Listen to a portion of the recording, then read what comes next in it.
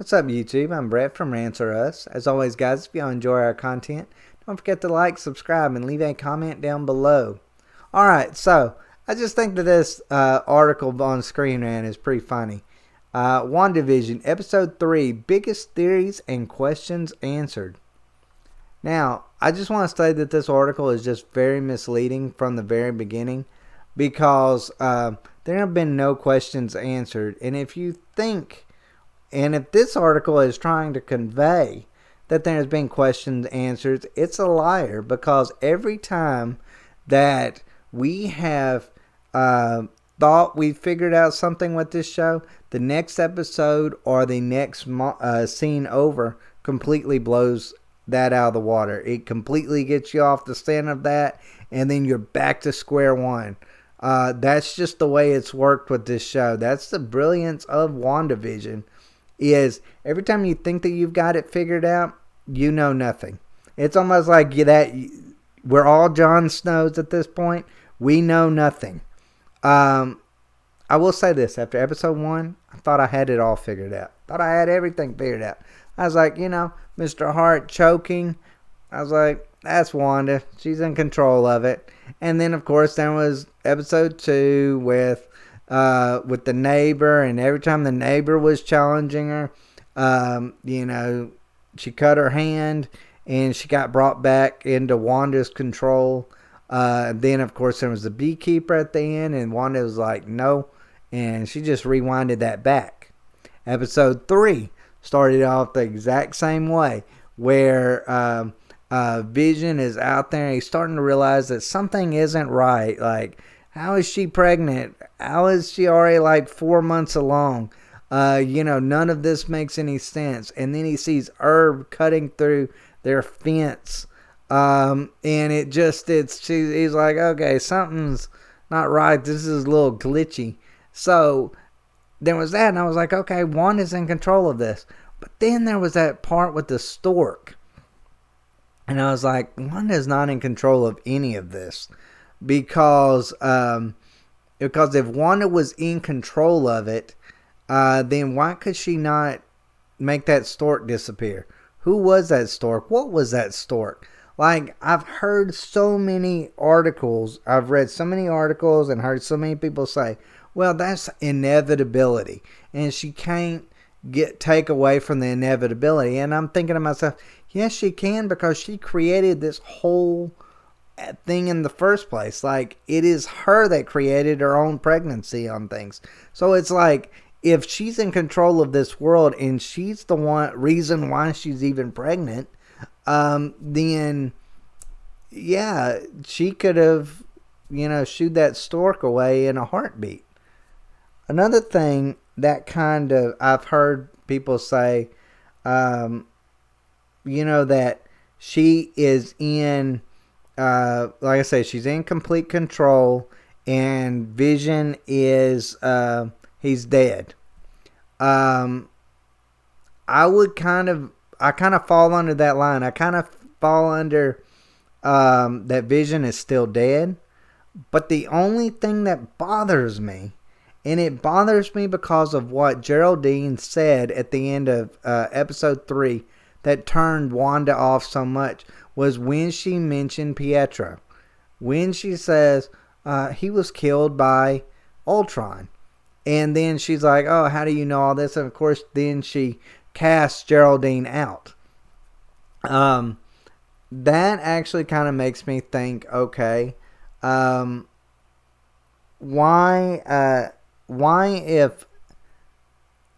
if she could bring back Vision, whether he's alive or dead, why has she not brought Pietro back? Like, why is he not one of the neighbors? I've never understood, like, I've never got that aspect of it. So I've kind of fallen into this where, yes, he is, Vision is still dead, and she might have a little bit of control over the situation, but if she was fully in control of this, then, I think she would have brought her brother back as well. Like, I think her brother would have played a role in this show. and he's played no role so far. So I feel like I'm on the fence with that. I'm like, okay, if she's the one that's over this, and she's going to be the main villain of WandaVision and all this, then she would have brought her brother back along with Vision. That's just my take on it. That it would have done this. And another thing that people are saying, and even this article even stated, was that Herb was going to say to him, to Vision, when they were talking, and he was like, "We're all," and then Agnes stopped him. Everybody, this article was saying, well, he was going to say that they're all dead. I don't aspire to that notion. I don't think that's what he was going to say, that we're all dead. A lot of people are pointing out, well, Agnes has that little pin thing that shows the Grim Reaper and all of that. That, to me, harkens back maybe to, an MCU villain more than it actually does, or even to Mephisto himself to a certain extent, more than it does to all of them being dead. I don't believe Agnes is dead. I don't believe Herb is dead. I don't believe any of those things are going on in there. Now, and the reason why I believe that is because at the very end of episode 3, you see Geraldine cast out of Westview, and you see the town behind it, and everything looks normal in that town. Everything looks normal. There was no catastrophe that was going on. So why would they bring in dead characters from, I don't know, let's just say these characters died during I don't know, when Ultron, when Ultron did what he did. If it was something along those lines, something that meant something to Scarlet Witch, I don't understand. These characters would still have no meaning to her, even though she, played a crucial role in what Ultron did. It still wouldn't have any meaning to her on a personal level, because we don't know Herb, we don't know Agnes, we don't know any of those characters. So why would that be something that would be the big surprise, that everyone was dead? Because these characters have never showed up before, at least to what we know of. Now, another thing, another theory that's out there is that this is kind of like a simulation. And I would buy more into that. That this is kind of like a simulation, simply because of that scene when Herb is cutting into, he's cutting into these the bushes, and he goes into their fence line or whatever that was, and he's just cutting through it, and he's kind of like glitching out. That makes sense to me to a certain extent. But see, to me, if it's a simulation, it's got to be. I don't believe it's necessarily a simulation that Wanda is created. I think it's actually she's manipulating events inside of it enough where that she feels like she's somewhat in control of her situation. She's doing stuff that's causing her to not be stressed out. But at the same time, I think that there's somebody that has created a larger simulation, or the main simulation that she's in, and allowing her to construct these events to cause her to not feel stressed out by what is going on. Enough where that she's not questioning all of it. She's just making the situation comfortable for her, and she's capable of living in this world without, being questioned, or having, of course, having Vision back, and now she's got children. She's comfortable in this world. She might be manipulating it to a certain extent, but I believe that there's a larger simulation there, and I believe Herb is a part of it.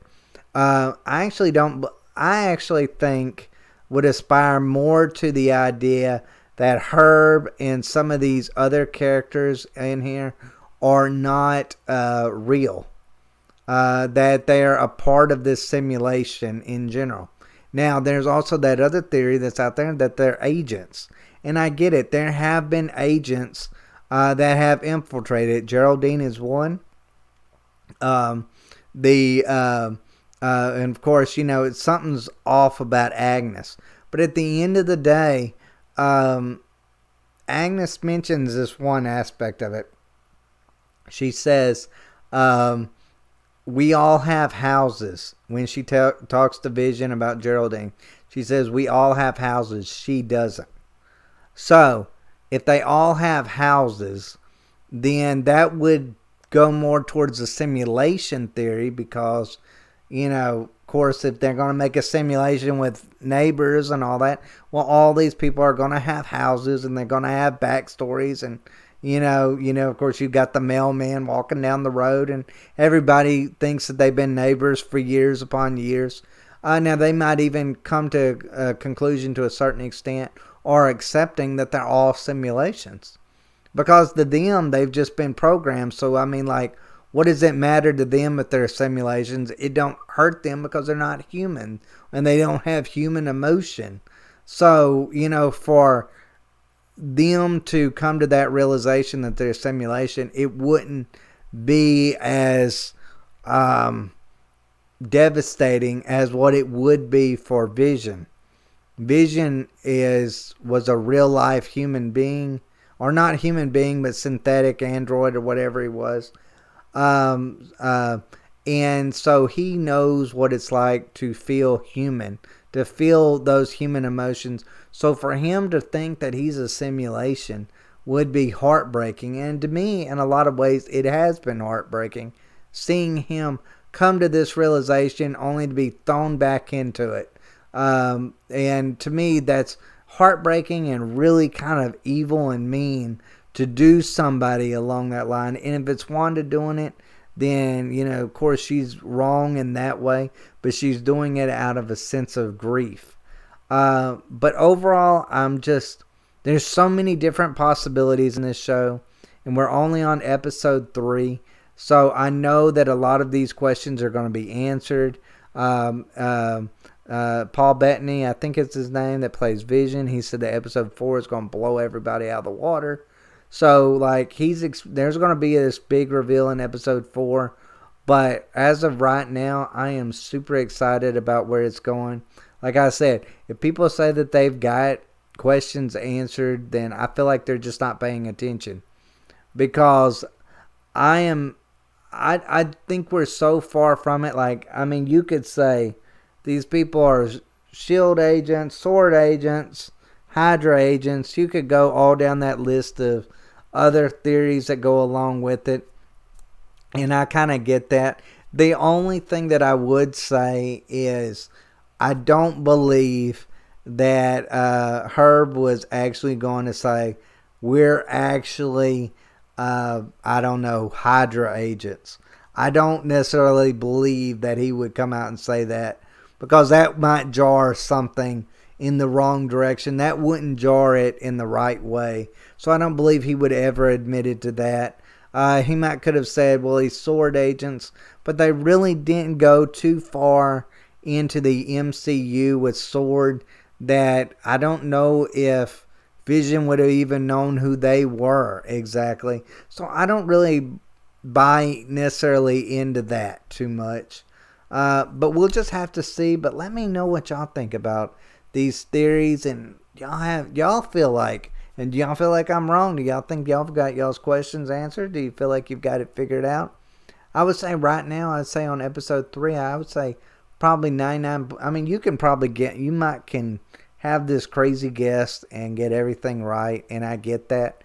But I don't think that from what we've personally seen, that you can make anything through what we've seen justice for, seeing the bigger picture. It's almost kind of like Wheel of Fortune when you're guessing all, the letter in there, you're getting the whole sentence. You don't see the whole sentence. You're just taking a shot in the dark. And that's kind of the way I feel towards this. Anything from what we've seen so far, is a shot in the dark. Like, we are guessing where it is, because every time that it feels like it's going this way, then it goes off this way. But, we'll just have to see. But as always, guys, let me know what y'all think. Let me know if y'all have got any big theories that maybe they're not espousing or I didn't cover. Because I know there's probably a million of these, but these are some of the more popular ones that I was talking about on here. But let me know what y'all think. As always, guys, thanks for watching. Y'all take care.